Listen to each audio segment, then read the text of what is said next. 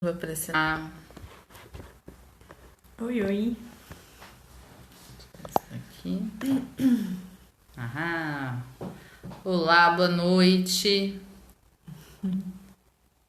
Oi, Andréia. Boa noite, pessoal. Tudo bem com vocês? Oi, Aline. Essa noite de frio. Muito frio por aí. Aqui em São Paulo está gelado. Quantos graus? 14? 14. 14 e a tendência é piorar, é baixar mais ainda. Oi, Bruno. Oi, Vandinha. Drica, Fabiana. Sensação de 8 graus, né? Deve estar Fácil. Davi. Quem mais? As duas mestras. Que isso? Para com isso, Fabiana Marina. Esse assunto foi sugerido por um de vocês. Foi pela Juliana. É, né? Eu também quero, Wanda. A gente estava aqui falando sobre você. É, não morre mais, Vandinha. Se a câmera estivesse ligada alguns minutos atrás.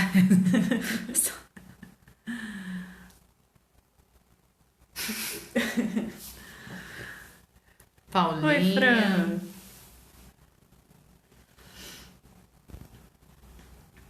Eu tenho certeza disso, Andréa. Boa noite, pessoal. Muita gente de fora de São Paulo. Se a gente estiver conversando um pouquinho enquanto o pessoal está conectando. Eu também acho, Wanda, que a Andréia não vale. A luz da PNL. O que é isso? Ó, Vitória do Espírito Santo, Natal, Minas Gerais, Rio de Janeiro. Não, eu sou psicóloga e a Paula é nutricionista. Hoje a gente vai falar um pouquinho sobre funcionamento intestinal, Recife, sobre saúde Bahia. intestinal, dando as duas visões, tanto a visão psicológica quanto a visão nutricional. E aí, na verdade, como sempre, a ideia é que a gente faça um bate-papo bem legal, que vocês contribuam bastante, até com coisas que acontecem, enfim, na vida de vocês, porque sempre é muito bom. Obrigada, Léo, por ter compartilhado no Face. Para quem quiser, dá para assistir ao vivo pelo Facebook também.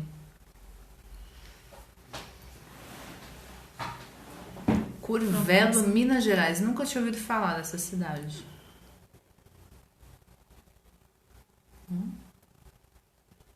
Pubá, todo mundo convidando. Acho que a gente pode começar, né? Pimenta e hemorroidas têm relação? Eu acho que você pode... Quando a gente come pimenta, realmente a gente pode sentir ardor, principalmente para quem tem hemorroidas. Eu acho que você pode achar uma sensação ruim, mas não sei se agravaria o problema de hemorroidas, acredito que não. Vamos lá? Bom, vamos começar. Quer introduzir? Pode ser? Pode. Então tá bom. Eu acho, na verdade, quando sugeriram esse tema de funcionamento intestinal, eu conversei com o Van, da gente falar sobre isso, e na verdade na mesma hora surgiu até a interrogação nas duas se tinha uma relação psicológica, porque é óbvio que a parte nutricional a gente já tem algumas ideias, né, e até coisas que já são do senso comum do que fazer para melhorar o trânsito intestinal, e a gente sabe que, a depender do caso do trânsito intestinal, pode ter uma relação forte sim com a dieta. Mas, ao mesmo tempo, é fato, quando eu comecei a conversar com o Van, é fato que existe um fator psicológico muito grande, principalmente com relação às mulheres. E mulher sempre, as mulheres de maneira geral, elas têm muito mais obstipação do que homens. Então, a gente vai falar de saúde intestinal como um todo, mas principalmente nessa vertente de obstipação intestinal, que é a famosa prisão de ventre. E...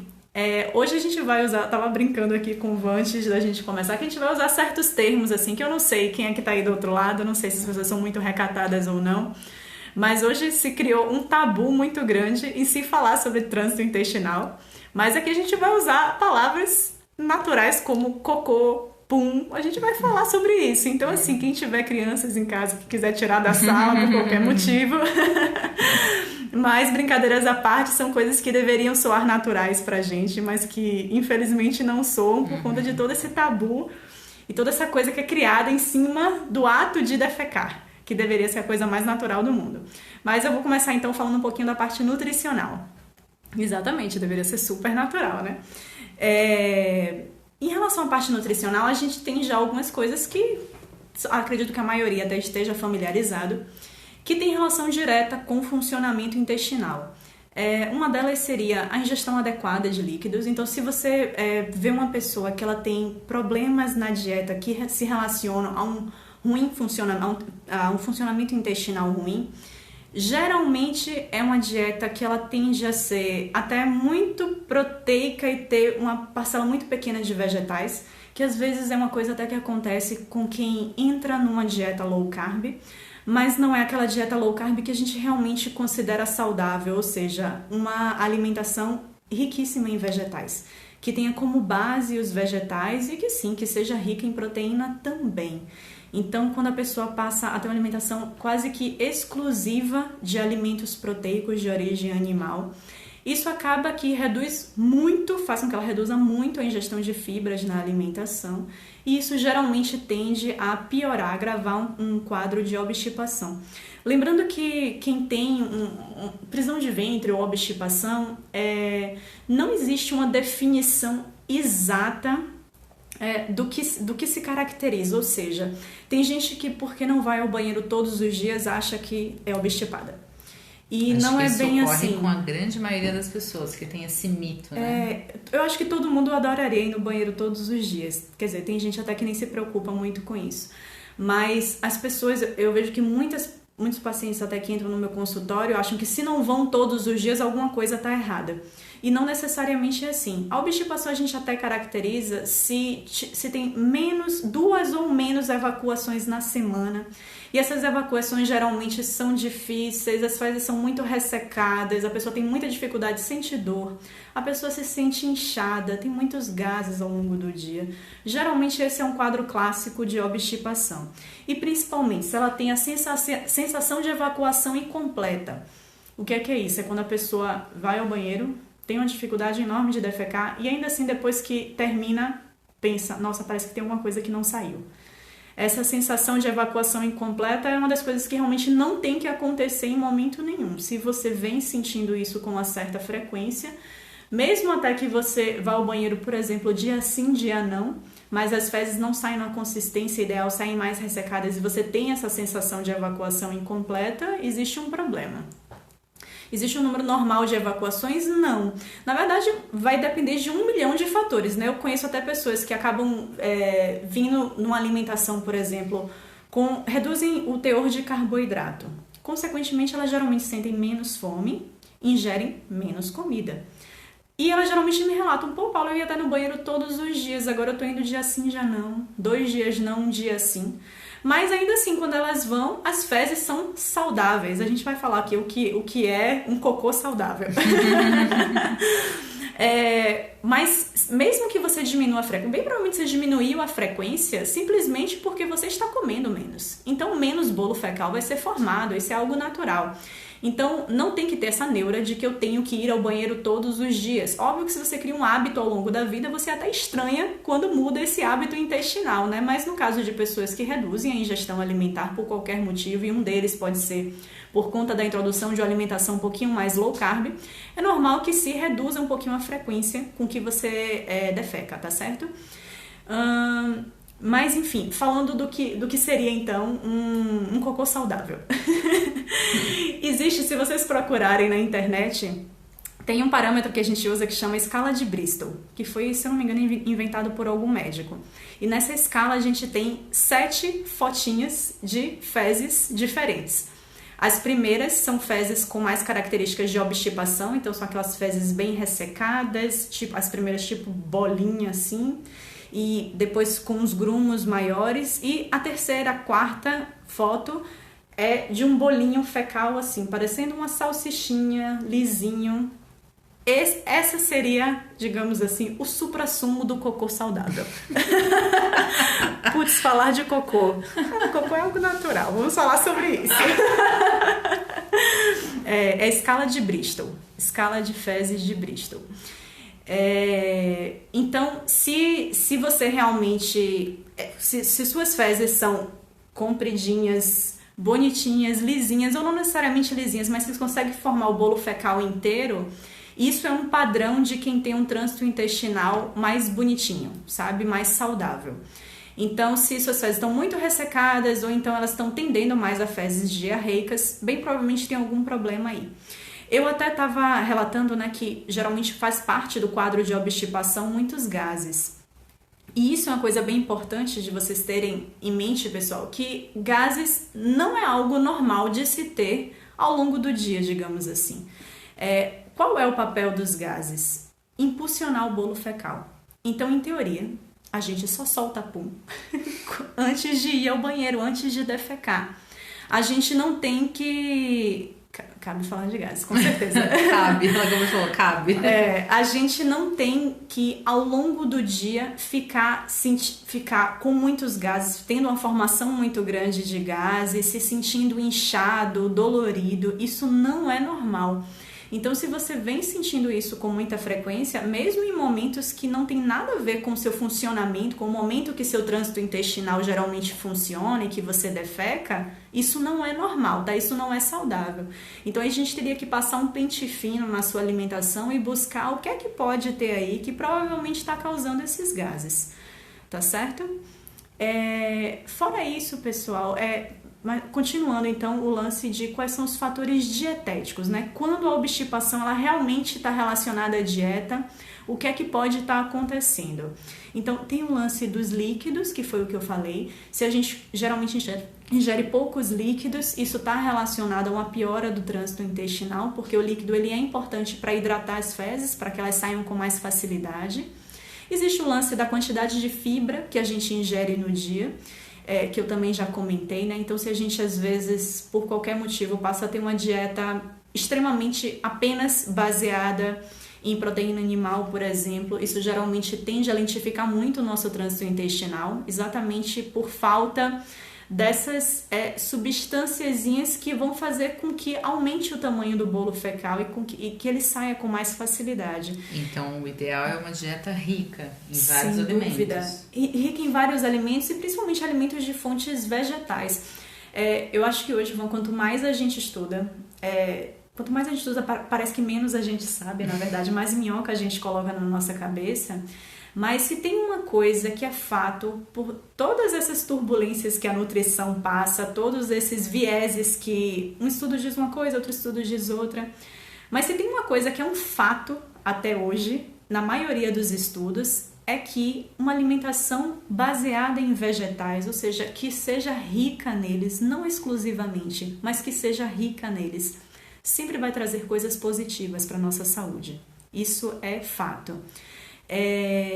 Então, isso eu acho que é uma das regras número 1, não só para quem quer ter um trânsito intestinal melhor, mas para quem quer saúde de uma maneira geral. Tem uma dieta baseada em vegetais, tá certo? Em todos eles. Você, óbvio, vai limitar um ou outro a depender do objetivo que você tenha. Se você está com o objetivo de fazer uma alimentação, por exemplo, que é mais limitada no teor de carboidrato, a gente vai inserir mais um e menos outros, mas ainda assim será uma alimentação rica em vegetais. Então, meio que a solução para todos os males, digamos assim, é sempre ter uma alimentação baseada em comidas de verdade. Tá certo? Eu não tô nem conseguindo ler as perguntas, então se você quiser anotar qualquer coisa, tá bom? Eu vou pedir licença para vocês que eu vou pegar um papel, mas a Paula vai falando enquanto isso, eu não peguei hoje. O outro ponto muito importante, geralmente relacionado a um trânsito intestinal ruim, é o sedentarismo, tá certo? Então, tanto que eu tenho até pacientes que me falam que geralmente o trânsito intestinal funciona muito bem nos dias que eles correm, por exemplo. Isso porque mecanicamente, digamos assim, o ato das fezes entrarem em contato com a sua parede intestinal e, digamos assim, se chocarem com a sua barreira intestinal, é interessante porque você faz... Isso é um estímulo para que elas saiam, tá certo? Para que elas sejam eliminadas, então é bem interessante.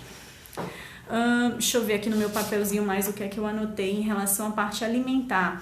Geralmente, consumo excessivo de industrializados também tende a... Júlia, eu não anotei.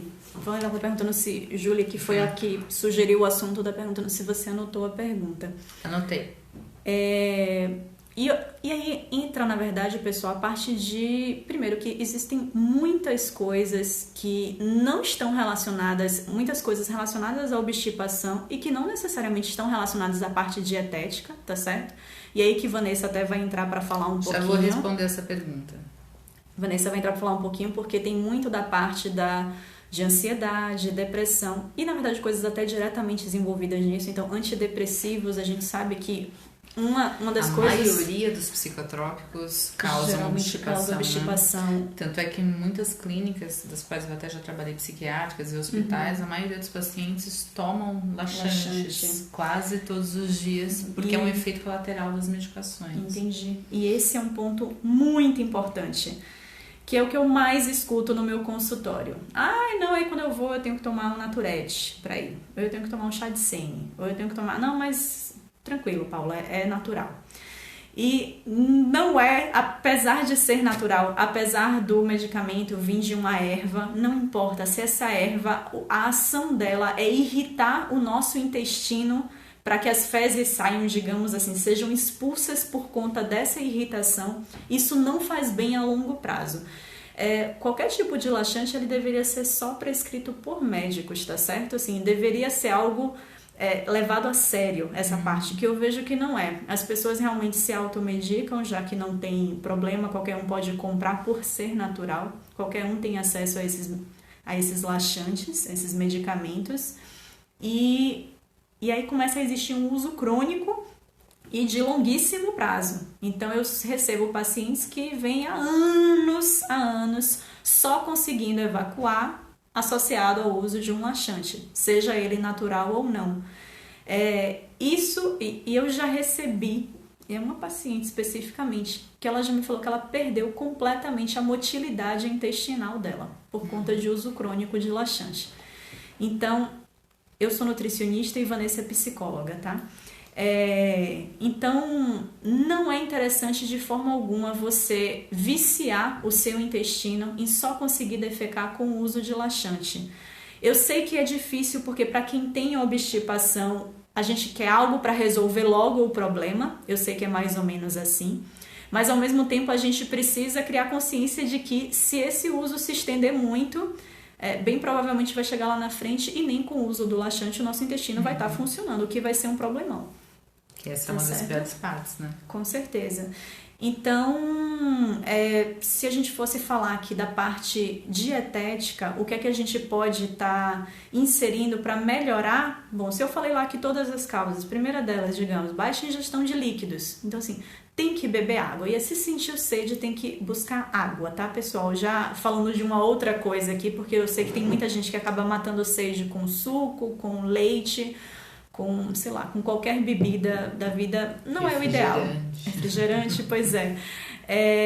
A ideia é que você beba bastante água mesmo ao longo do dia, principalmente se você é obstipada. Aí até vale a pena você, digamos, forçar um pouquinho a água para dentro, se isso não for do seu hábito.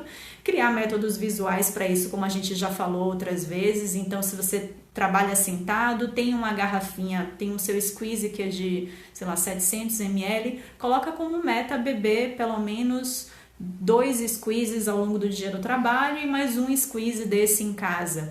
Então, meta diária de 3 squeezes no dia. É bom criar isso porque realmente a água tem uma relação direta com a melhora do trânsito intestinal. Fora isso, a ingestão de vegetais, que aqui a gente já falou, então a base da dieta de qualquer pessoa deveria ser isso. Fora isso, a gente pode falar também do assunto que é um assunto que eu gosto muito, que é probióticos. Então, melhorar a qualidade das bactérias, da sua colônia de bactérias intestinal é muito importante para um bom funcionamento intestinal. Tanto que pessoas que são obstipadas cronicamente, só a própria obstipação já leva geralmente a uma má qualidade da flora microbiana, tá certo? Então, é interessante que a gente tente dar uma forçadinha, digamos assim, que aí pode ser a partir do uso de probióticos, para que haja uma boa colonização do seu trato intestinal. E isso a gente pode fazer de algumas maneiras diferentes, e uma delas, que talvez seja a mais natural, a mais interessante, é o kefir. Que eu não sei se todo mundo... Isso aí, Carol. Não sei se todo mundo já tá por dentro desse assunto. Mas kefir é algo bem legal, é algo que eu vejo que está cada vez mais difundido. Eu acho que 50% das minhas pacientes hoje que já chegam na consulta já estão fazendo uso de kefir. Inclusive uma delas fui eu que dei, a Angélica. Ótimo! Eu acho até, na verdade, que eu vou colocar uma geladeirinha no meu consultório e passar a doar kefir dali. Mas fato é, o kefir realmente que é uma colônia de bactérias, enfim, não sei se vocês já viram o kefir de leite, ele parece uns gruminhos, assim, parece queijo cottage, na verdade. E ele nada mais é do que uma colônia de bactérias de muitas cepas diferentes. São mais de 30 cepas de bactérias diferentes que tem colonizando ali e que a gente vai alimentar elas com leite, tá certo? Que pode ser leite de qualquer animal. E essas bactérias vão fermentar essa lactose, vão se alimentar dessa lactose. Fora bactérias, tem também algumas leveduras no kefir.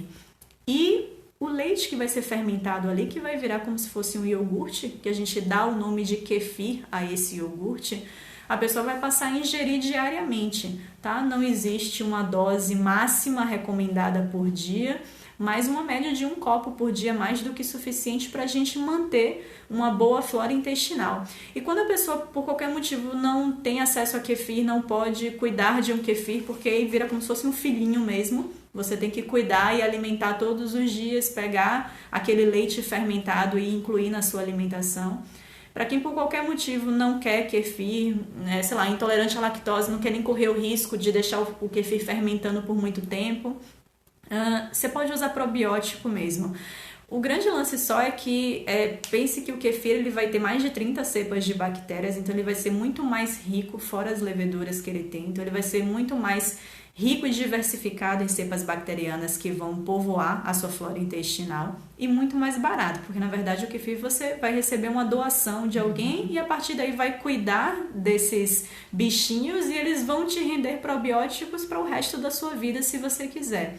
Já se a gente passa para um probiótico formulado, ou seja, se eu como nutricionista posso prescrever para você várias cepas, que geralmente vão ser 5 a 6, a gente nunca trabalha com muito mais do que isso quando a gente formula. E se é um caso de obstipação muito crônico já, a gente geralmente gosta de passar, o que dá certo é passar uma quantidade maior de cada uma das cepas, ou seja, geralmente a gente usa a unidade formadora de colônia para bactérias. Então, geralmente a gente passa mais de 5 bilhões, ou em torno de 5 bilhões de UFC de cada bactéria. E isso, gente, é caríssimo. É caríssimo. As fórmulas ficam muito caras. Uma coisa é você ir numa farmácia e já comprar um probiótico que tenha lá. Geralmente ele vai trabalhar com 4 a 5 cepas e vai ter mais ou menos 1 bilhão de unidade formadora de colônia de cada um. E aí você encontra isso mais acessível. Mas quando a gente passa para um manipulado, que a gente trabalha com doses que sejam suficientes, sim, eu sou nutricionista, com doses suficientes para realmente melhorar um quadro de obstipação, aí às vezes os formulados saem na casa dos 600, 700 reais ou mais. Ou seja, é algo muito mês, caro, né? Por mês. É algo muito caro e que fica realmente inviável para se manter. Então, o kefir é muito, muito mais interessante. Então, se você até não sabia sobre o assunto, não dá pra gente entrar muito em kefir, porque realmente é um mundo. Então, a gente passaria aqui 1 hora só falando sobre kefir. E para isso, tem a nutricionista Julie. Eu aconselho que entrem no canal dela, quem quiser saber mais sobre kefir, porque ela fala muito sobre o assunto e fala com muita propriedade. O canal dela do YouTube tem 2 vídeos gigantes, de mais de 1 hora, sobre kefir. Excelente, vale aconselho todo mundo que veja, para tirar todas as dúvidas. E aí é só você jogar no Google, kefir é uma coisa que no Brasil não se vende, então a gente geralmente recebe doação, tem pessoas que criam, ele cresce muito, a colônia cresce muito, as pessoas passam a ser doadoras de kefir. Então é só você jogar no Google o lugar a cidade que você mora, então doação de kefir São Paulo. Com certeza alguém vai ter criado uma lista. E para os lugares que não tem, o kefir é mandado desidratado via correio. Você só paga o frete. Com certeza. Então, na verdade, hoje em dia eles mandam para o mundo inteiro. Muito legal. O kefir é muito legal. Alguém perguntou aí qual... Ela se chama Paula Mello e eu me chamo Vanessa Tomazini.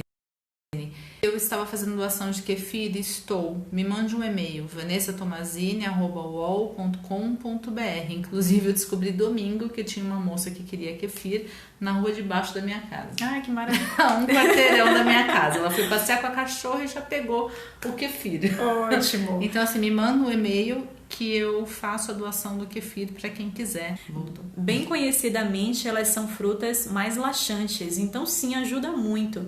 E ajuda também em gordura, tá, pessoal? Então, às vezes você tem a receita mesmo típica de um shake laxante, que a gente chama, um coquetel laxante, que a pessoa pode fazer, que é um pedaço de mamão de 100 a 150 gramas, deixa umas 4, 5 ameixinhas secas, hidratando num pouquinho de água de um dia para o outro. No dia seguinte, joga esse líquido junto com as ameixas dentro do liquidificador, coloca uma colher de sopa de nata ou creme de leite, bate isso aí com uma laranja ainda, show de bola. Geralmente funciona bem isso.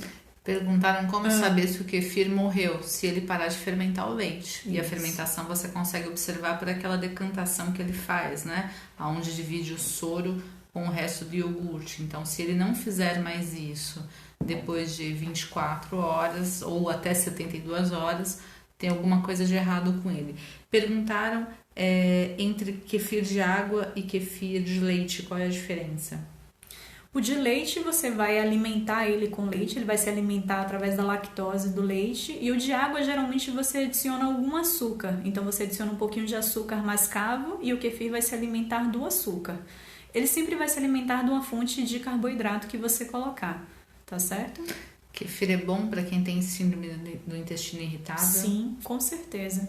A síndrome do intestino irritável, na verdade, é um pouco de incógnita para o meio científico de maneira geral, tanto que geralmente é tido como um diagnóstico de exclusão.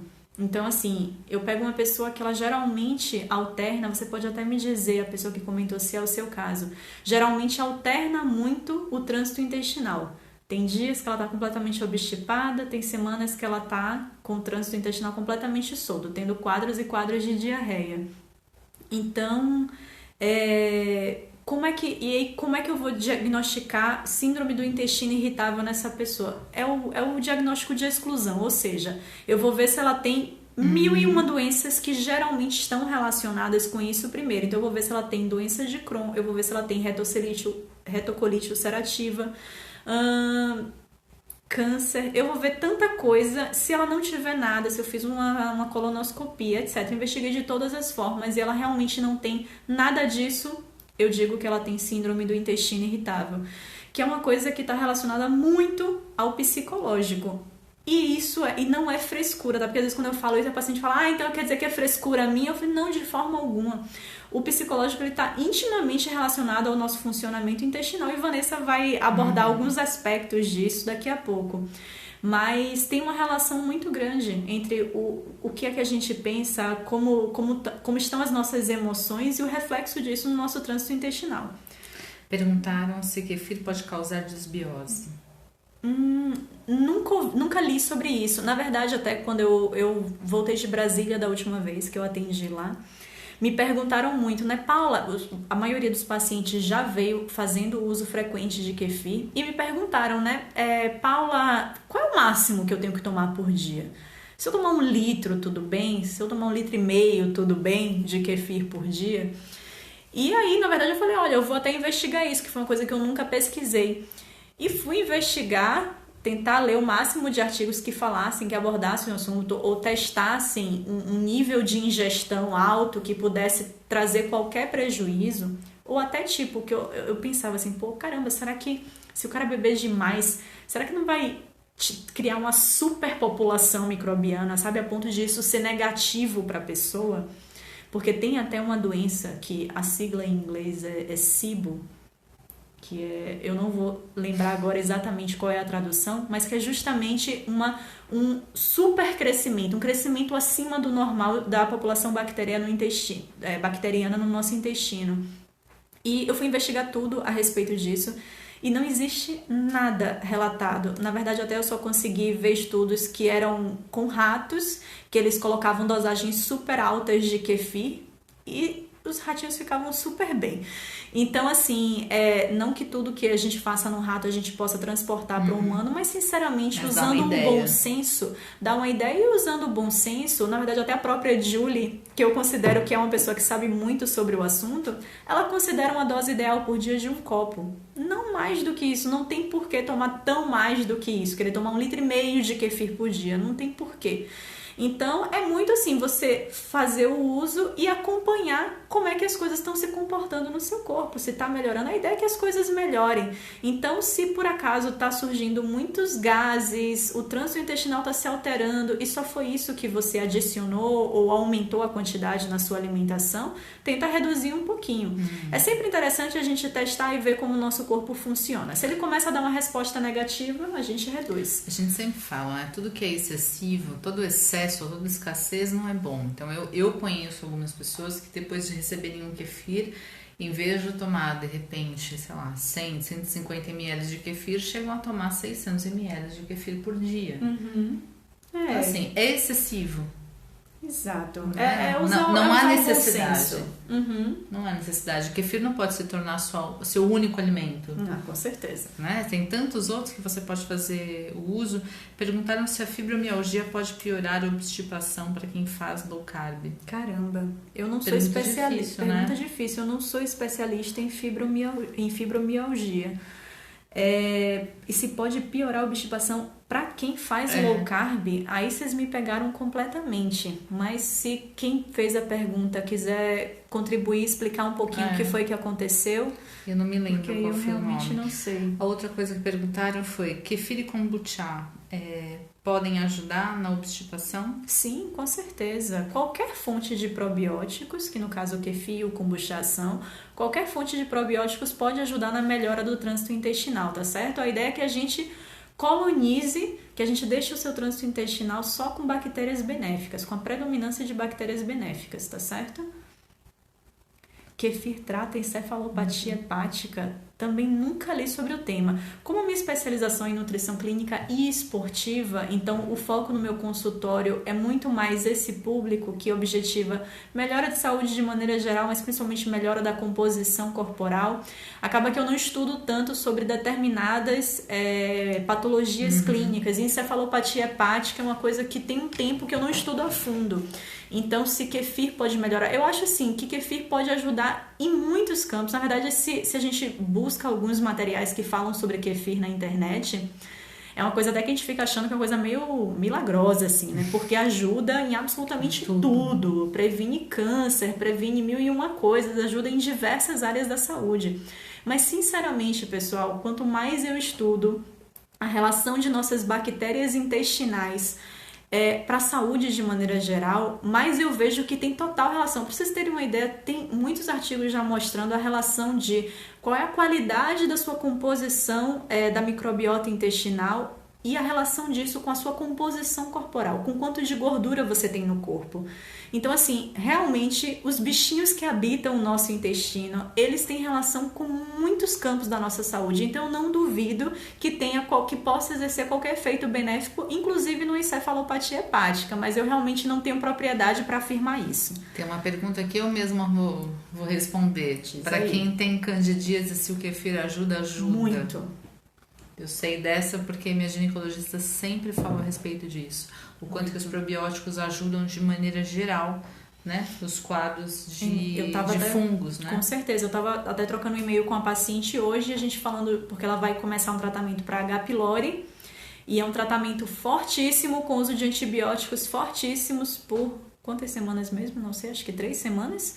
É um tratamento que não acaba mais. Então, assim, o nível a quantidade de antibióticos que a pessoa ingere acaba com a flora microbiana. E geralmente as mulheres relatam que tem muita candidíase nesse período. Enquanto estão fazendo o tratamento para H. pylori, geralmente a candidíase ataca mais de uma vez. Então é muito interessante que você tente, por mais que você vai estar consumindo os antibióticos, eles vão estar matando boa parte, inclusive do kefir que você mandar para dentro. Mata tudo, né? É interessante a gente tentar criar um equilíbrio. Então, mandar o máximo de probióticos para dentro, que sem dúvida nenhuma seria interessante ser na forma de kefir, enquanto está fazendo um protocolo de antibiótico. Perguntaram de onde nós somos aqui de São Paulo. Eu sou de Salvador, Vanessa. Ah, você é verdade. Eu sou de Salvador, mas moro aqui em São Paulo. Mas que a gente atende aqui em São Paulo. Isso. É verdade. Esse sotaque dela não tinha como errar, né? Do sul é que não era. Bom, só eu sei as mensagens que eu recebo no WhatsApp com oxi. Só eu sei. E outras coisas, pessoal, que na verdade nem fazem mais parte. Eu não sei se eu já falei de toda a parte nutricional ou não. Eu sempre coloco um papelzinho aqui que me lembra as coisas. Mas existem outras coisas além da nutrição que melhoram o trânsito intestinal, tá? A parte psicológica, a Vanessa já vai falar, que eu sei que tá todo mundo ansioso. Mas também tem até a parte anatômica, digamos assim. Quando você senta no vaso sanitário para defecar, o ideal seria que todo mundo tivesse um banquinho, que ele tem, sei lá, uns 20 centímetros provavelmente de altura, para você apoiar os seus pés. Para que a sua perna não fique num ângulo assim de 90 graus, para que ela fique numa angulação um pouquinho maior. Porque isso melhora a saída das fezes. Porque ele meio que imita como se você estivesse de cócoras, entendeu? E isso isso pode melhorar a abertura, assim, e melhorar o posicionamento das costas também, né? Posicionamento não pode de ficar costas ereto, também. Tem que ficar, né? Exatamente. Inclinado à frente. Então, fora isso, também tem pessoas já próximas a mim que, por exemplo, descobriram... Trânsito intestinal alterado pode ter realmente muitas causas. A obstipação pode ter muitas causas. Inclusive coisas fisiológicas e anatômicas. Às vezes a pessoa tem o intestino um pouquinho mais longo do que o habitual e isso pode prejudicar essa peristalse, pode prejudicar a eliminação das fezes, lentificar realmente o processo. Mulheres, por exemplo, que tiveram filhos de parto normal, às vezes no parto normal você pode... estirar, digamos assim, um músculo e romper alguns nervos e causar como se fosse uma flacidez realmente nessa região pélvica, e isso pode também culminar em obstipação. Então, para isso até existe inclusive, que eu não tenho propriedade alguma para falar, eu vou só jogar aqui, quem tiver interesse busque isso, existe fisioterapia para a parte de esfíncter anal. Eu imagino que essa fisioterapia deve ser um pouco constrangedora, mas assim, dá resultado. Tenho pessoas próximas a mim que garantem isso. Eu assisti alguns vídeos ontem sobre isso. É mesmo, Vanessa? De que dá resultado, sim, de que algumas pessoas acabam... Também estou falando sem propriedade do que eu li ontem, né? Já que nós vamos tratar do assunto hoje, de que é praticamente uma fisioterapia, porque algumas pessoas acabam não sabendo mais como fazer essa movimentação intestinal. Exatamente. É muito interessante. Claro que são casos graves, sim, né? Chegam a isso. E para isso, na verdade, é interessante que o seu médico passe alguns exames para você fazer, para você realmente descobrir qual é a causa. Porque a gente sempre tende a pensar que tem a causa dietética, e as pessoas falam, mas eu bebo água, eu como fibra direito, eu faço atividade física e não funciona. Então, assim, existem muitas causas para obstipação que vão muito além do fator dietético. Então é bom que o seu médico passe, que você vá no médico... Nossa, como é que chama a especialidade mesmo? Proctologista. No proctologista, exato. Para que ele te passe uma bateria de exames para você fazer uma varredura aí das coisas que podem ser. Porque existe um mundo aí que não está ligado à alimentação. E uma parte é o que a Vanessa vai entrar agora, que é com a parte de fatores psicológicos envolvidos. Antes eu vou fazer mais 3 perguntas que fizeram aqui pra você. Cirurgia bariátrica pode piorar a obstipação? Depende da fase. É óbvio que se você faz a cirurgia bariátrica... Da técnica, né? Se teve a retirada do intestino. Sim, se teve retirada de parte ou não. Mas assim, via de regra, no início... É óbvio que vai tender a dar uma leve piorada. Na verdade, de início, as pessoas que acabaram de fazer uma cirurgia, elas fazem uma dieta praticamente sem resíduo, né? É basicamente líquido. Então, é óbvio que a formação de bolo fecal é mínima, ou não existe na fase inicial mesmo. Naqueles 30 dias, né? Exato. Mas aí, logo depois que você começa a introduzir, quando a gente passa realmente a uma dieta normal, digamos assim, da introdução de sólidos...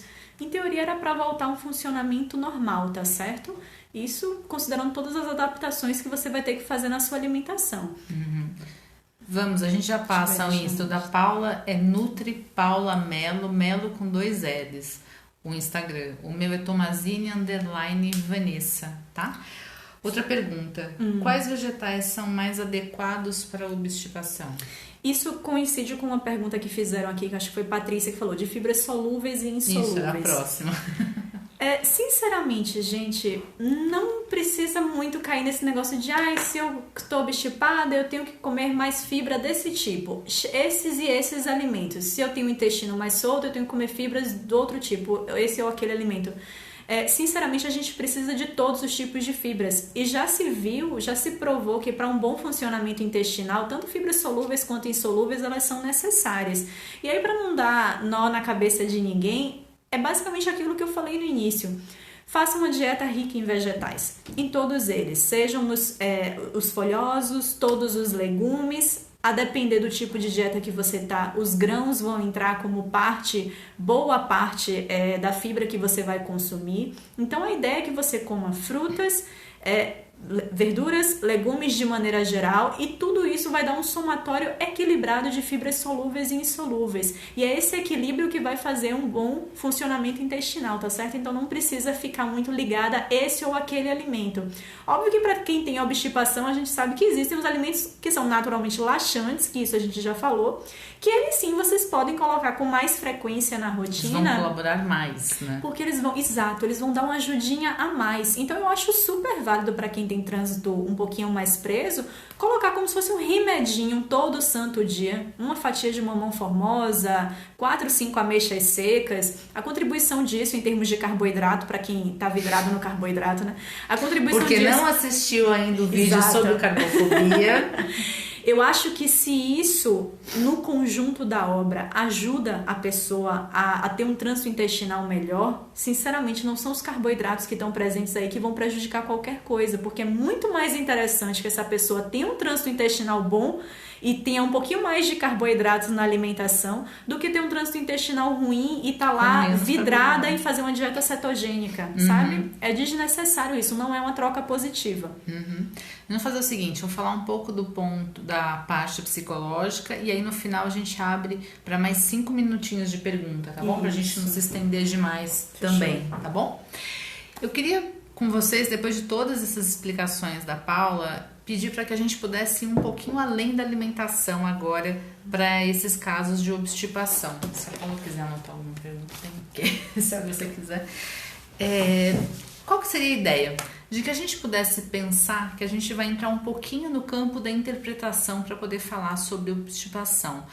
Porque como é que é possível tantas pessoas que têm uma alimentação super regrada, com muitos vegetais, com fibra, ingestão de água, fazem exercícios, ou seja, fazem tudo conforme manda o figurino, e mesmo assim se mantêm obstipadas? É estranho, não é? Se essa é a solução, por que ainda, já tem gente se manifestando, né? Então, por que isso ainda acontece? Nós não podemos esquecer que existe uma interpretação onde as fezes não deixam de ser aquilo que nós oferecemos ou não ao mundo. Então, esse é um primeiro ponto que eu queria que vocês pensassem, tá? Outra coisa, nenhuma espécie, além da nossa espécie humana, exige, pede ou solicita que seus filhos tenham uma produção de fezes. Aqui, já vi que tem um monte de gente aqui que é mãe, que até fizeram uma pergunta que eu vou responder. Existe aquela cena clássica, a mãe no banheiro esperando o filho produzir, entre aspas, as fezes. Há uma expectativa da mãe e todos nós passamos por isso na infância. Então, desde o nosso início de controle esfincteriano, que é esse controle das fezes, ele começa com essa cena da mãe, né, solicitando, pedindo ao filho que faça o cocô no piniquinho, né? Ou que quando for fazer cocô avise antes, ou quando estiver fazendo cocô avise para que ela pudesse limpar. Então, de alguma forma, para todos os outros animais, defecar é algo muito simples. É natural. Eles defecam. O ser humano joga uma interpretação em cima disso, tem um momento, tem uma hora certa, é com essa inclusão da mãe desde logo cedo. Então, isso acaba tendo uma interpretação de que de alguma forma é aquilo que nós oferecemos ou não ao mundo, de alguma forma. Ou seja, ensinamos as crianças, com isso a gente ensina as crianças que quando elas vão ao banheiro, elas têm que nos avisar, né? Ou seja, sempre supervisionados. A prisão de ventre, ela também pode se tornar, por ocasião, uma manifestação de uma certa teimosia, eu diria, né? Ou até uma obstipação, de alguma forma. Tanto é que muitas crianças, quando estão incomodadas ou irritadas com a mãe, usam esse processo de não defecarem para irritar ou frustrar a mãe. Quem tem filho pequeno aqui sabe do que eu tô falando. Menino, você não vai fazer cocô? Não quero, não quero. E a criança passa a segurar. Algumas crianças começam a ter um problema de obstipação sério, às vezes até tendo que fazer lavagens e tudo mais. E normalmente está ligado a isso. Ou seja, quando a criança faz isso, é o momento em que ela percebe que depende única e exclusivamente só dela esse processo, de que as mães já não têm autoridade sobre isso. É um dos inícios de independência da criança também, quando ela adquire esse controle esfincteriano. Existem algumas pesquisas que elas mostram que, assim, normalmente as pessoas, quando têm alguma dificuldade com alguma figura exato, é fase anal, isso mesmo, com alguma figura de autoridade, então, por exemplo, o seu chefe, o seu patrão, algumas pesquisas mostram que as pessoas, quando elas fazem uma enquete dentro das empresas, né, principalmente empresas onde tem essa coisa do chefe, do patrão, os funcionários que estão insatisfeitos com a sua chefia, com seus patrões, normalmente são os funcionários que mais têm obstipação. Enquanto os funcionários que estão felizes com a liderança são os que menos têm obstipação. Ou seja, de alguma forma, enquanto nós não estamos de bem, de alguma forma, de alguma maneira com o mundo, vamos dizer assim, existe uma dificuldade ainda maior em defecar, né? Ou seja, é como se esses patrões, vamos dizer assim, assumissem essa mãe ansiosa pela produção do trabalho do filho ali. Então, claro que nós estamos falando do campo da interpretação, não vamos esquecer disso, mas se vocês começarem a pensar isso, os enfesados, exatamente, mas se vocês começarem a pensar isso no dia a dia de vocês, vocês vão ver que é muito comum isso acontecer. Ou seja, com isso é muito importante que a gente possa ir questionando como é que anda a nossa relação com o mundo. Por exemplo, tente se lembrar quais são as suas situações hoje em dia de insatisfação ou de desagrado. Por exemplo, eu já ouvi muitas vezes no consultório relatos de pacientes que, quando estão se alimentando bem, ingerindo bastante água, tomando probióticos, mas também estão felizes e satisfeitos, o intestino funciona normalmente. Ou quando tem um paciente que quer muito emagrecimento, ele atinge o peso ideal e fica muito feliz, até o intestino passa a funcionar, não é interessante? Então, de alguma forma, a gente mantém sim esse controle sobre essa questão do intestino, e muitas vezes nós mesmos vamos colocando uma série de empecilhos. Então eu só consigo ir ao banheiro se for de manhã às 6h04, porque se for às 6h10 já não dá, né? Começa a colocar um ritual. Existem muitos fumantes, por exemplo, que só conseguem ir ao banheiro se fumam, né? Ou depois ou enquanto estão, né? Aqueles que fumam no banheiro. Então, assim, vão criando-se rituais para este momento, onde deveria ser um momento simplesmente natural. É necessário e precisa ir ao banheiro. Então não precisa de tanta coisa ao redor aí, né? Falaram da expressão enfesado. Nós usamos a expressão enfesado para nos referirmos a alguém que está com raiva. Mas enfesado também significa o indivíduo que está cheio de fezes. E quanto mais fezes você tem, mais irritabilidade você tem. Principalmente após longos períodos, isso causa uma irritação descomunal, né? Então a gente pode dizer que o indivíduo está de mal com o mundo, de alguma forma, quando ele está enfesado. Ou, com isso, uma coisa, a gente está brincando, mas assim, vale muito a pena poder reavaliar como é que anda a tua relação com o mundo, por exemplo. Porque se você não consegue ir ao banheiro, tem algo além da sua alimentação aí que é importante de ser verificada. É importante tornar esse ato de ir ao banheiro o mais natural possível. Lembrar, todos os animais defecam e não precisam de nada para isso. Por que a gente tem tantas necessidades assim? Quando tem vontade, em qualquer lugar, na posição mais relaxada possível e sem muita expectativa, sabe? Não é fácil, não. Principalmente porque a gente vem de uma cultura onde não é assim que nós somos ensinados, obviamente, né? Nós vivemos numa sociedade em que ir ao banheiro é um ato feio, né? Principalmente para as mulheres. Os meninos são criados para fazer barulho, soltar pum de menino é engraçado, né? Vira piada. Eu tava conversando com a Vanessa isso, que a gente sabe que a obstipação é muito mais presente nas mulheres. E eu não tenho dúvida que toda a criação, todo o histórico realmente das mulheres, até no passado, dessa coisa muito machista, de mulher ser criada para ser uma princesinha. Ave Maria, se você mora com seu marido, você vai no banheiro, você não quer que ele escute um pum seu. Se ele escutar um pum, ferrou. O cocô tava pra sair, não vai sair mais. Nunca mais. Nunca mais. Então, assim, e é uma relação totalmente, como deveria ser isso, natural, né? Mas não, a mulher foi criada pra ser uma princesa, que não solta pum, não faz cocô. Então, isso é uma relação que precisa mudar. Eu acho que tá muito na criação dos filhos mesmo, de assim, é óbvio que você tem que buscar boa parte das ferramentas aqui que a gente deu, mas de estabelecer uma relação natural, mas principalmente que as nossas crianças já tenham um outro tipo de relação. Sim. Eu acho o máximo esse pessoal que eu converso com colegas e tal, e são colegas mais naturais, você fala, não, na minha casa, que deve ter muitos casos aí também. Não, na minha casa, a gente faz cocô de porta aberta mesmo. Eu acho isso incrível, porque eu não fui criada assim. Então, a gente teve muita criação de, tipo, não, porta fechada, ninguém pode saber, segredo absoluto. Ninguém faz barulho, pelo amor de Deus, que ninguém pode nem saber sonhar que você tá defecando no banheiro.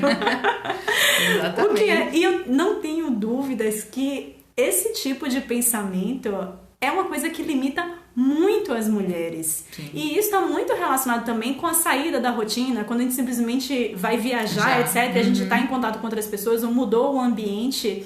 Assim, deveria ser algo normal. Então, se a gente come, se a gente cria bolo fecal, a gente deveria eliminar isso naturalmente. E ponto. Exatamente. Mas não, a gente cria. Então, não é a nossa privada, não é o nosso banheiro. Então, são coisas que não deveriam fazer parte. Eu tava até brincando com a Paula antes de começar, de que existe uma pessoa que eu conheço, que ela se casou, né? E aí ela ficou 14 dias sem ir ao banheiro, por vergonha do marido. Recém-casada, ela não ia ao banheiro. Precisou ir pro hospital fazer uma lavagem depois de 14 dias. Então, assim, isso é muito forte. Olha ao ponto que chega. Você imagina a irritação, né? O quanto enfesada essa moça estava. Então, assim, isso é muito sério, né? Nós somos criados como... Existem diferenças na criação de homens e mulheres, e nesse ponto existe uma diferença de que a gente cria os meninos, os meninos, se eles fazem pum, se eles arrotam, é bonito, mulher não pode. Então, automaticamente as mulheres acabam de alguma maneira se podando cada vez mais, porque não pode, porque é feio, não é coisa de menina fazer barulho, né? Não é coisa de menina fazer cocô, né? Não tá certo. Então, assim, uma das formas da gente poder melhorar isso é simplesmente indo ao banheiro. E quando eu falo de ir ao banheiro, é assim, ir ao banheiro nos lugares mais diferentes possíveis, né? Fazer questão de ir ao banheiro, fazer questão de usar o banheiro do hotel, o banheiro do aeroporto, o banheiro de onde for, para que você vá também tirando um pouco desse constrangimento que foi criado durante muitos anos e que você tem que lidar com ele. E a melhor forma, se expondo a isso. Se a dificuldade é essa, é usar todos os banheiros possíveis e imagináveis da face da Terra. Vá conhecer todos, sempre.